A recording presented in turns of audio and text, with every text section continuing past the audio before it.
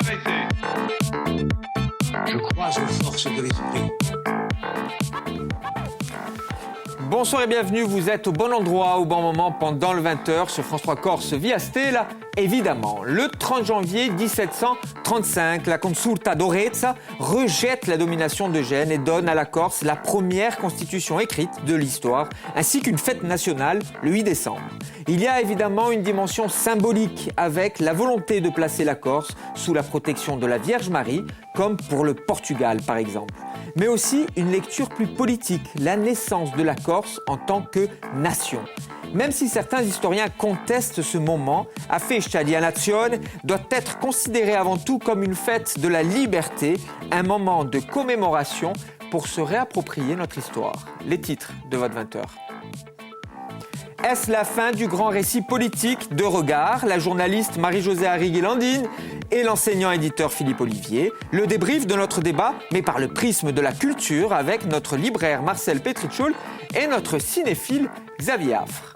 Est-ce la fin du grand récit politique? C'est notre débat du soir et nous en parlons avec la journaliste Marie-Josée Arrigui-Landine et l'enseignant-éditeur Philippe Olivier. Bonsoir. Bonsoir à vous deux. Bonsoir Philippe. Est-ce la fin du grand récit politique? C'est notre grand débat du soir, suivi du débriefing culturel. Alors avant tout, je voudrais vous faire réagir à une formule de François Mitterrand. Il avait prédit l'oracle, François Mitterrand. « Je suis le dernier des grands présidents. Après moi, il n'y aura plus que des financiers et des comptables. » Marie-Jo. Écoutez, en tout cas, il a œuvré pour aussi, puisque finalement, c'était quand même un grand Européen. Il a beaucoup misé sur l'Europe. Et il faut avouer quand même que l'Europe a enlevé beaucoup de sa souveraineté au président de la République française.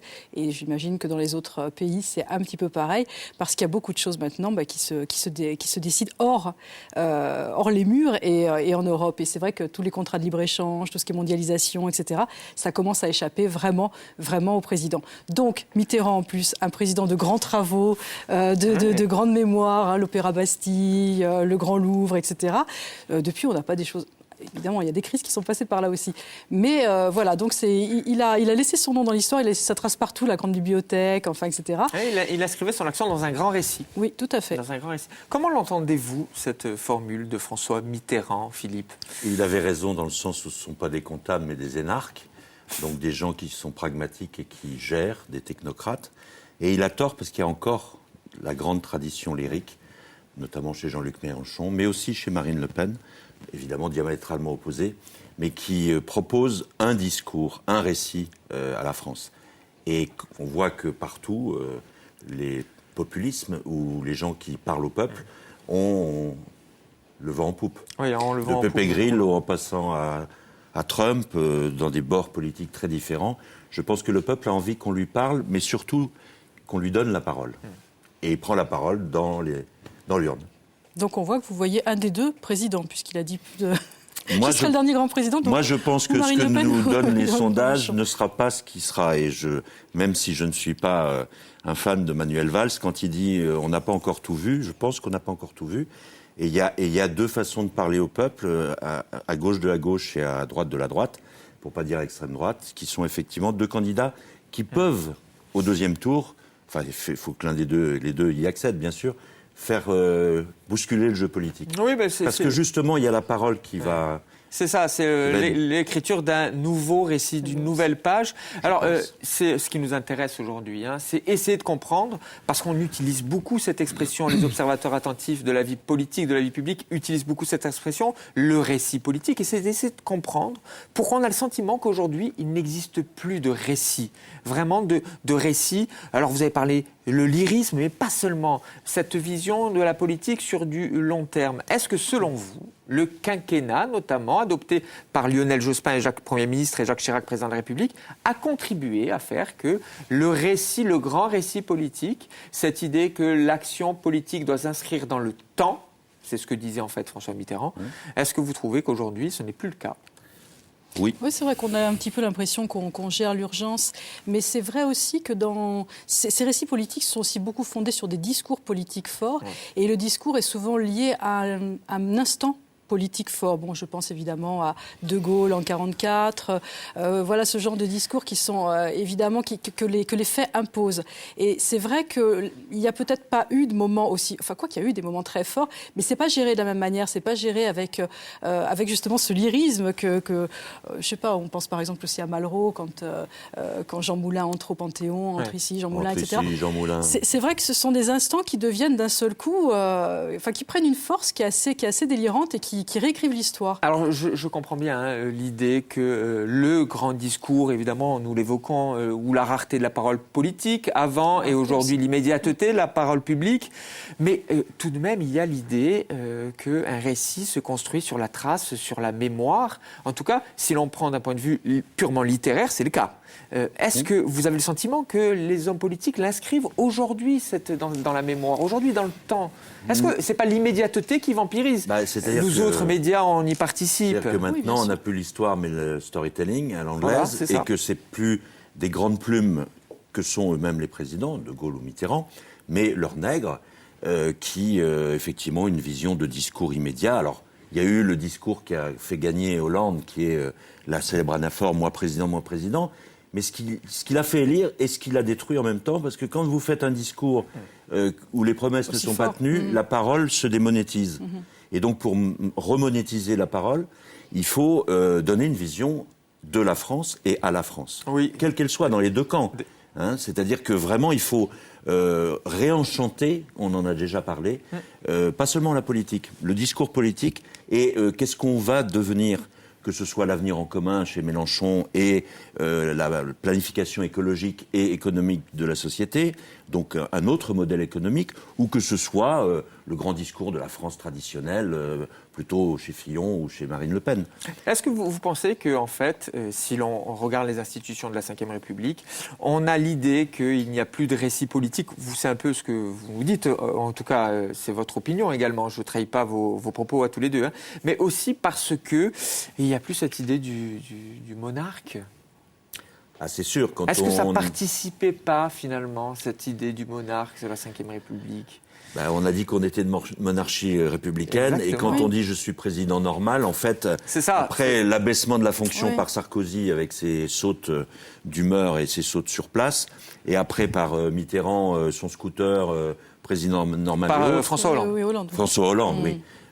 Pour réenchanter ça, il faut retrouver de la dimension.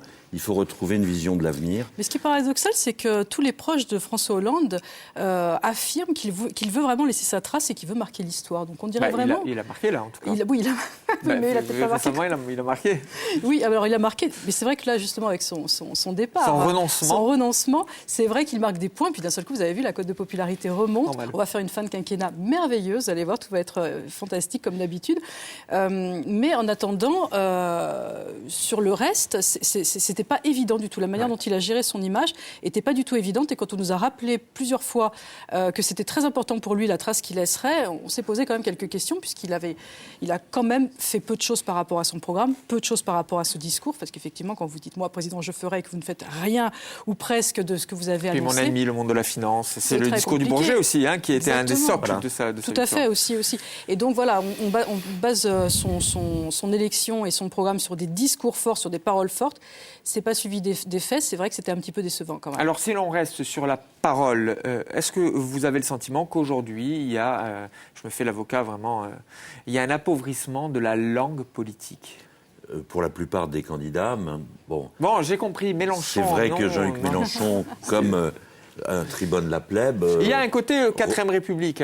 Oui, enfin même... Même 3e d'ailleurs, même 3e République en effet. Même Hugo, à Lamartine, les grands discours de poètes. Donc c'est quand même un prof de philo qui sait écrire et penser. Et puis il a cette faconde de faire pas des discours, mais des meetings de 2 heures, de plus de 2 heures, et d'enchanter par l'humour et en même temps par une vision beaucoup plus politique. Et pas pragmatique, enfin c'est pragmatique forcément, mais politique. Ce que d'autres, un Fillon, je sais pas, les 7 mousquetaires, on a eu 3 débats, on n'a pas, sauf ceux qui sont catholiques de droite, n'ont pas été enchantés par Fillon. Voilà. Qui a quand même été élu, qui a été plus de 60% tout de même. Donc il a dû réenchanter, il a dû réenchanter une partie de la droite et du centre. Si l'on revient en Corse, Quelle histoire, quel grand récit nous racontent aujourd'hui les élus corses? Vous me voyez venir, Marie-Jo, oui. les élus notamment à l'exécutif de Corse, je trouve mouvement nationaliste. qu'ils nous réconcilient justement avec le récit, parce que c'est vrai que la manière déjà dont ils sont arrivés au pouvoir, cette investiture, ce serment sur la justification. C'est l'idée des symboles. Hein. C'est l'idée des symboles. Donc on a écrit quelque chose. Politique. Vous remarquerez aussi, puisque vous avez reçu, je crois, cette semaine, Jean-Jacques Thor, qu'il y a déjà un film sur Edmond Simeone et l'esprit militant et un film sur Gilles Simeone, Tamontastrada. Tamontastrada, justement, le chemin montre aussi effectivement l'idée du récit. Et je pense qu'avec cette lutte nationaliste, qui est très incarnée, là, on est en train de réécrire et peut-être de réconcilier d'ailleurs tous les politiques qui devront prendre de la graine sur justement le récit et la narration qui n'est plus que du storytelling. Parce que storytelling, c'est un terme marketing, donc il y a vraiment un côté enjolivé. L'histoire que l'on raconte au moment où on la raconte. Hein. Oui, mais un peu parfois très enjolivé. Voilà, communication vraiment, voilà. Et on peut s'en arranger d'ailleurs, on peut s'arranger un peu avec la réalité. Mais vous avez le sentiment que c'est pas du storytelling là, ce que propose l'exécutif, enfin les nationalistes à l'Assemblée de Corse? Je trouve que c'est plus profond que ça, et je pense que la mise en scène presque quotidienne. Ah oui, ça, oui. Mais alors, ils font partager à un peuple qui l'attendait. C'est ce que je disais tout à l'heure. Hein, c'est pas populiste. C'est parler au peuple.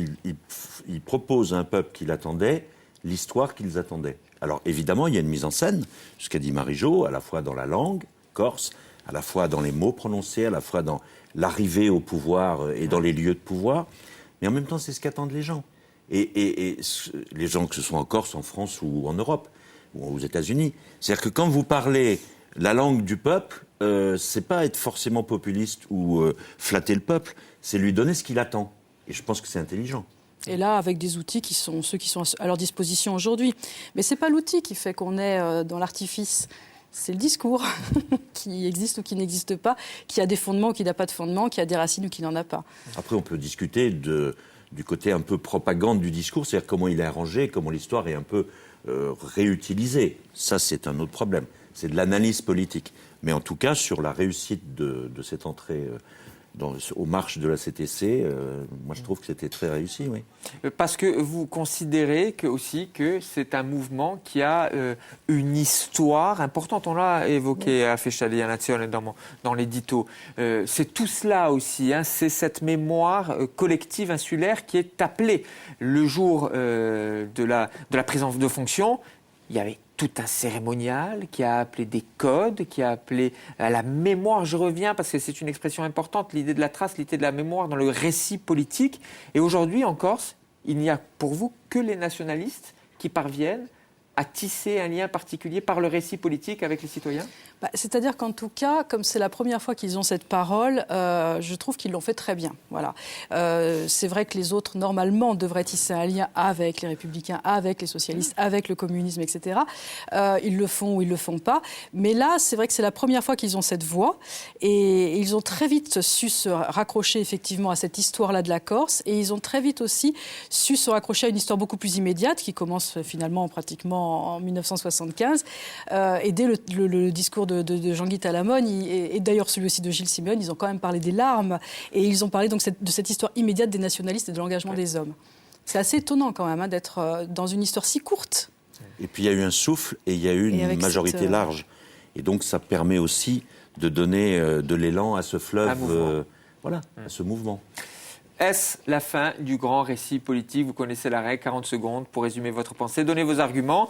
Marie-Jo, c'est avec vous. Je vais trouver une petite phrase de Mendès France qu'il écrivait en 1976 parce qu'il avait un petit souci avec la Ve République parfois. Et il disait « Choisir un homme, fût-il le meilleur, au lieu de choisir une politique, c'est abdiquer. Encourager la nation à croire que tout sera résolu par un homme sans qu'elle intervienne elle-même, c'est donner aux mauvais politiciens une chance inespérée. » C'est pas mal quand même. Hein, très juste. Donc là, voilà, on est vraiment dans cette ambiguïté de la place du parti et de la place de l'homme. On l'a souligné plusieurs fois ici d'ailleurs. Et voilà, alors l'homme, effectivement, pour exister, puisque le parti s'affaiblit de plus en plus, il va falloir qu'il recrée son récit, peut-être, son storytelling s'il veut, ou autrement son vrai récit de vie. Moi, je n'ai pas de décompte, donc je ne sais pas si vous y êtes. 4, 3, 2, 1. Bravo. Merci. Bravo. Philippe, je répète la question. Est-ce la fin du grand récit politique ? Non, je ne pense pas. Et comme l'homme est un terme générique qui embrasse la femme, du côté de Marine Le Pen, c'est le prénom qu'on retient. C'est plus le nom de son parti. Tout est effacé. Et elle parle directement à ceux qui l'écoutent et qui, évidemment, veulent voter pour elle. Quant à l'autre côté, Jean-Luc Mélenchon, il dit bien que c'est son programme qui compte et pas lui. C'est l'instauration de la 6e République. C'est une constituante, donc c'est faire appel au tirage au sort au peuple pour que le peuple reprenne la parole. Et après, il dit même qu'il s'en ira. Alors, j'espère que ce ne sera pas, si jamais c'était lui, que ce ne sera pas moi président et la renonciation aux promesses, parce que c'est très grave de ne pas suivre sa parole. Voilà. C'est l'idée de discréditer. Donc, on fera d'ailleurs un débat sur ça, sur l'importance sur la sincérité et sur la démonétisation de la parole. Très juste, Philippe. Merci beaucoup à vous deux d'avoir débattu autour de ce sujet. C'est la fin du grand récit politique. Vous le savez, nous en avons parlé. Le discours politique a souvent été l'objet cinématographique où les réalisateurs ont laissé place à leur engagement. Côté bande dessinée, c'est le décryptage de la langue politique qui a la préférence des scénaristes, 2 arts pour aller plus loin dans notre réflexion. C'est le débrief culture de Pendant le 20h. Nous vous le proposons depuis quelque temps et il est avec notre libraire Marcel Petrichol et notre cinéphile Xavier Affre. Bonsoir à vous deux. Bonsoir Philippe. Comment ça va depuis vendredi ? Pleine forme. Bien, très bien. Alors Marcel, Xavier, vous connaissez la règle de ce débrief culturel. On revient sur le débat qui a opposé, ou en tout cas sur le dialogue qui a été noué entre Marie-Joseph Harry-Guélandine, notre journaliste, et Philippe Olivier, éditeur et enseignant. Si vous deviez retenir un mot, une expression, une idée du débat, Marcel. Que les hommes politiques ne font plus leur discours. C'est peut-être pour ça que la parole n'y est plus. Ouais, on a dit, il y a des nègres, il y a des conseillers, c'est plus eux qui font leur discours. Et puis peut-être aussi que les gens n'attendent plus ce discours. On a dit, on est dans l'immédiateté. Donc il faut mieux faire le buzz qu'un bon discours. Ah, vous savez ce que il m'a piqué ma petite phrase. Non, moi, ça vous apprendra à discuter en coulisses. Non, moi j'ai retenu cette très forte insistance sur cette dualité qu'a proposé Philippe Olivier, c'est-à-dire Jean-Luc Mélenchon et Marine Le Pen. Ouais. Je vois que ça le travaille beaucoup, donc effectivement, c'est quelque chose qui se creuse. Vous l'aurez bien compris que notre très cher Philippe Olivier aime plutôt entendre les discours, le lyrisme de Jean-Luc Mélenchon. Alors, le débrief avec vous, Marcel, par la bande dessinée. Quai d'Orsay, Christophe Blain et Abel Lanzac, c'est chez Dargaud, c'est un intégral, il y avait 2 tomes. Alors on va dire que c'est un essai de politique fiction, mais pas si fiction que ça, parce que Lanzac, c'est un pseudonyme. Et le bonhomme a été conseiller ministériel, il a été diplomate entre autres, donc il sait vraiment de quoi il parle. Alors je m'attendais vraiment à me faire suer avec cette BD quand il est sorti, puis pas du tout. Dès le début, on est vraiment happé par la virtuosité du propos, du trait, et ce personnage, ce ministre qui s'appelle Alexandre Taylor de Worms, certains ont dit caricatural. Mais... Et pourtant, si je vous dis d'un homme politique qu'il est brillant, intelligent, mégalo, idéaliste, égocentrique, fantasque, humain, entier, fascinant, parfois ridicule et déconnecté du réel, vous allez me citer 10 millions qui vont sortir. Oui, facile. Ah ben c'est le bonhomme qui est là, voilà. Fortement inspiré de Villepin. Donc de Dominique de Villepin, quand exactement. Il a été conseiller de Villepin d'ailleurs, Lanzac. Donc voilà, c'est super bien. C'est pas le héros. Le héros, il s'appelle Arthur. Oui, c'est un jeune conseiller qui vient à peine de sortir de l'école, qui est embauché. En fait, il est embauché pour préparer les discours du ministre, préparer les notes, et surtout, il est embauché pour tout ce qui est les questions de politique internationale dans la communication. Et vous savez comment ils appellent ça ? Les langages. Là, on est en plein dans les discours politiques. C'est fascinant, c'est passionnant, on apprend plein de choses sur la vie des politiques.